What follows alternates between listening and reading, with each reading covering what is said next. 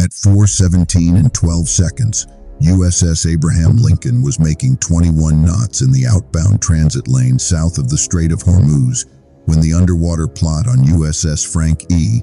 Peterson marked one submerged contact at bearing 041, range 7,900 yards, speed 6 knots, depth estimate 38 feet. At 4:17 and 19 seconds, the contact held the exact same relative bearing to the carrier for a second update. At 4:17 and 31 seconds, it did it again. The strike group thought it understood the problem. An Iranian submarine was shadowing the carrier's starboard quarter inside confined water, waiting for a torpedo shot. That was dangerous enough. It was not the full danger. The real danger was that the submarine was not hunting Abraham Lincoln. It was measuring her, and the carrier had 6 minutes and 28 seconds before crossing the one geometry line that would let a second, hidden attack solve itself. In Combat Information Center, the picture looked simple. One underwater contact, one carrier, one probable stern quarter stock. What the system believed was happening was not what was actually happening. The first problem was visible. The second problem was the one that mattered. To understand what is happening, you need to understand why an Iranian submarine in shallow, noisy water would choose the one position from which it was least likely to kill a U.S. aircraft carrier with a torpedo. A submarine that wants to attack closes. It narrows bearing drift. It maneuvers for firing angle. This contact did the opposite. It stayed outside the best torpedo envelope, matched the carrier's speed in small increments, and kept reacquiring a line of beam of Larak Island every 11 minutes. That was not attack geometry. That was reference geometry. Iran did not design the weapon to defeat the defense. Iran designed it to make the defense irrelevant. The submarine's job was not to sink Abraham Lincoln by itself. Its job was to keep the carrier on an exact track long enough for coastal anti-ship missiles, launched from inside cluttered shoreline sectors, to receive just enough mid-course correction to arrive in the right square of ocean at the right second. If the carrier reacted to the submarine the way doctrine expected, by turning away from the contact and accelerating through the lane, it would solve the missile problem for Iran. The visible attack was only the outer layer.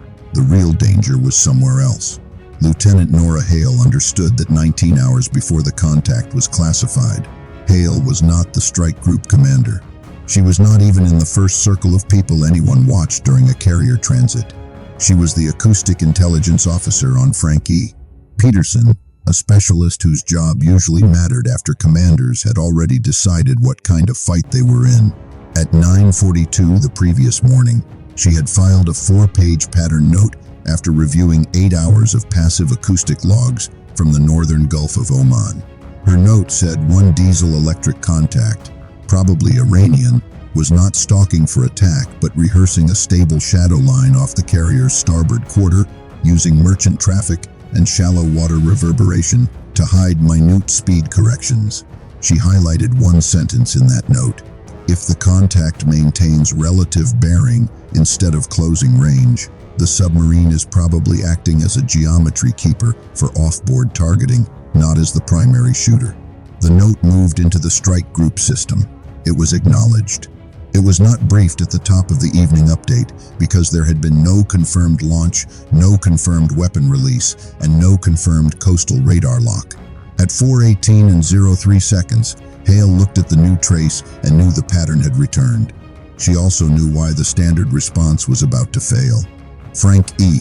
Peterson's passive array showed no transient spike from a weapon door opening, no high-energy pump signature, no acceleration profile consistent with a torpedo leaving the tube. The contact was there, but it was not attacking yet. At 4:18 and 26 seconds, Abraham Lincoln's tactical action officer requested a recommended turn to open separation from the contact and preserve carrier maneuver space. That request made sense if the submarine was the main battle. Hale keyed in before the recommendation went formal. She said the contact was not entering an attack basket. She said it was preserving line. She said if the carrier turned away now, it would hand over a predictable track solution to whatever was waiting ashore. She had 14 seconds to make that case before doctrine took over. At 4:18 and 40 seconds, another layer appeared.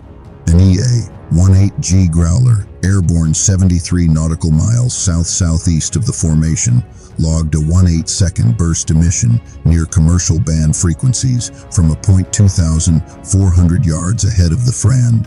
Submarine's last position. It was weak, it was brief, it looked like noise. Hale had seen the same emission pattern in 2 Iranian drills months earlier. A mast or buoy rose just long enough to pass a compressed packet, then dropped below clutter before airborne surveillance could localize it cleanly. What looked like one submarine was now one submarine plus a communications relay. The contact was not just measuring Abraham Lincoln, it was updating someone else. At 4:19 and 02 seconds, Hale asked for one thing that cut against instinct. Do not turn away from the submarine. Hold course for 41 more seconds. Then shift 14 degrees starboard and reduce speed from 21 knots to 18. That sounded wrong. It would keep the carrier closer to the threat for longer. But her logic was simple. If the submarine was anchoring an external firing solution, the worst thing Abraham Lincoln could do was make the expected evasive move. The best thing it could do was break timing without advertising panic.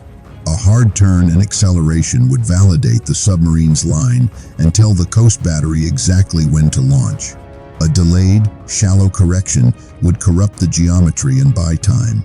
At 4:19 and 21 seconds, Captain Rourke on Abraham Lincoln ordered the delay, not because the system proved Hale right. The system could not prove that yet. He ordered it because what the system believed was happening was not what was actually happening, and Hale was the only person in the formation talking about the contact's behavior instead of its existence. At 4:19 and 53 seconds, the contact corrected 2 knots faster and turned 5 degrees left to regain its original relative bearing. That was the proof. A submarine preparing a torpedo attack would have used the carrier's hesitation to close range. This one used the hesitation to fix line. Hale had her answer. The sub was a tracker. The shore was the shooter. At 4:20 and 11 seconds, an E-2D Hawkeye, orbiting 96 nautical miles southwest, picked up 4 short-duration search radar events from the northern side of Qeshm Island. Each emission lasted less than 3 seconds. Each shut down before a clean weapons track formed. But the sectors matched Hale's warning table within 4 degrees. 4 launch units were aligning. At 4:20 and 29 seconds, the strike group finally saw the hidden logic. The submarine was keeping Abraham Lincoln on a line between itself and the coast. The coast battery did not need constant precision.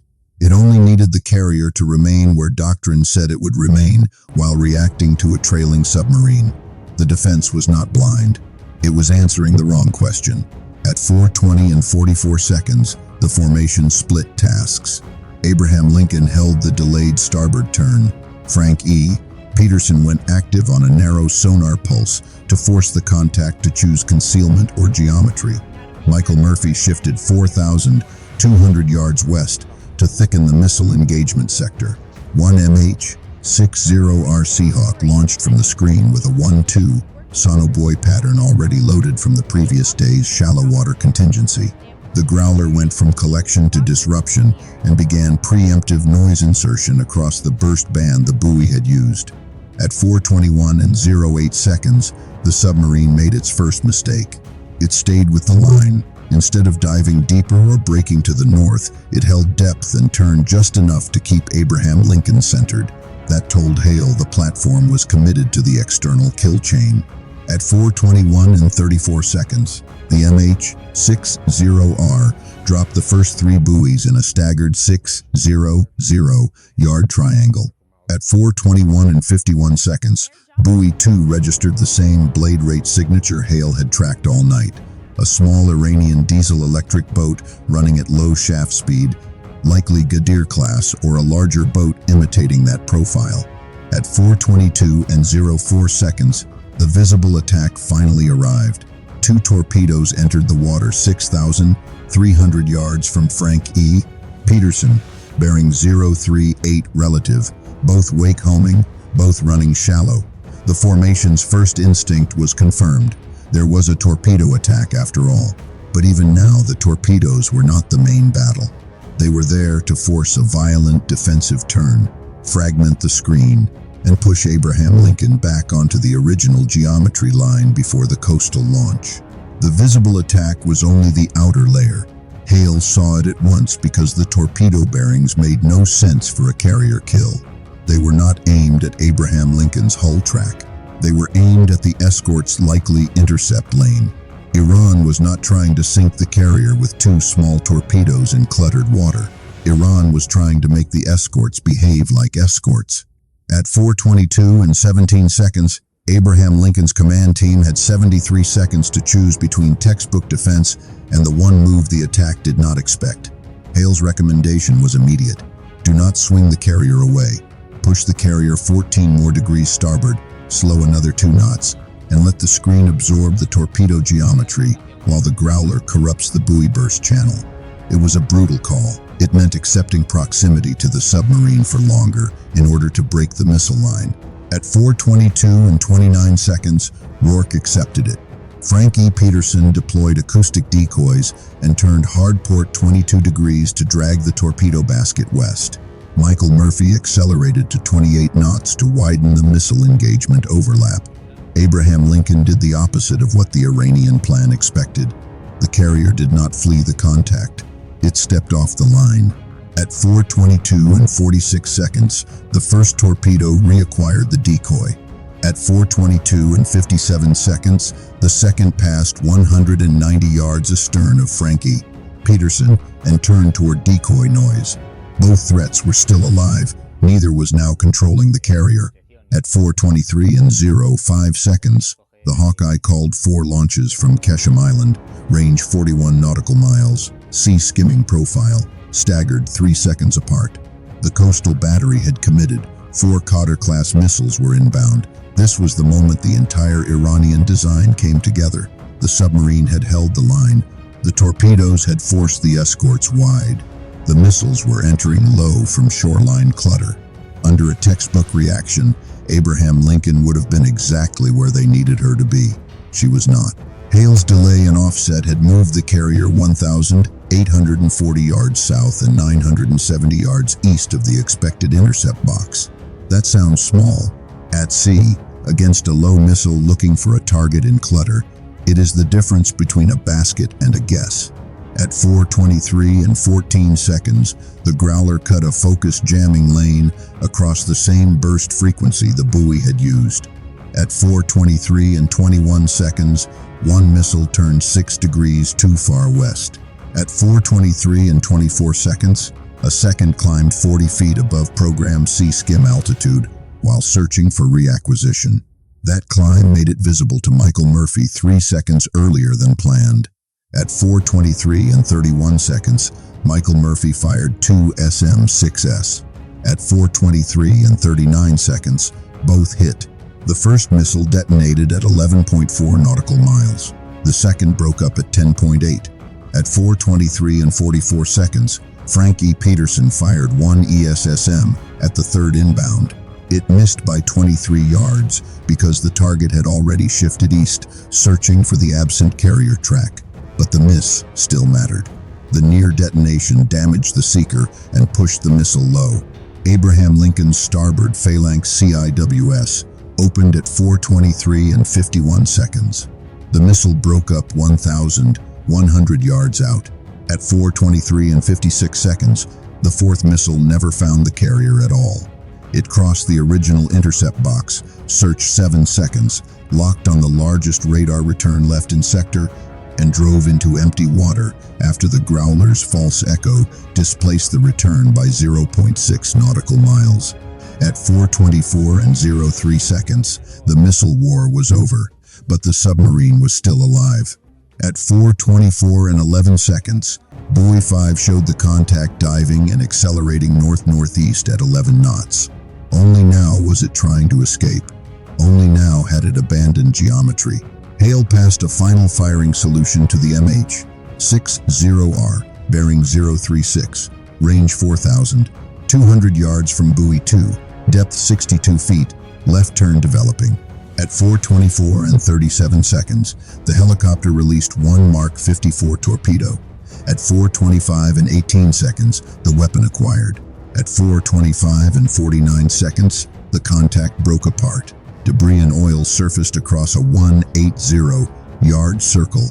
The submarine that had shadowed Abraham Lincoln for hours never got within a proper carrier kill envelope, because that had never been its mission.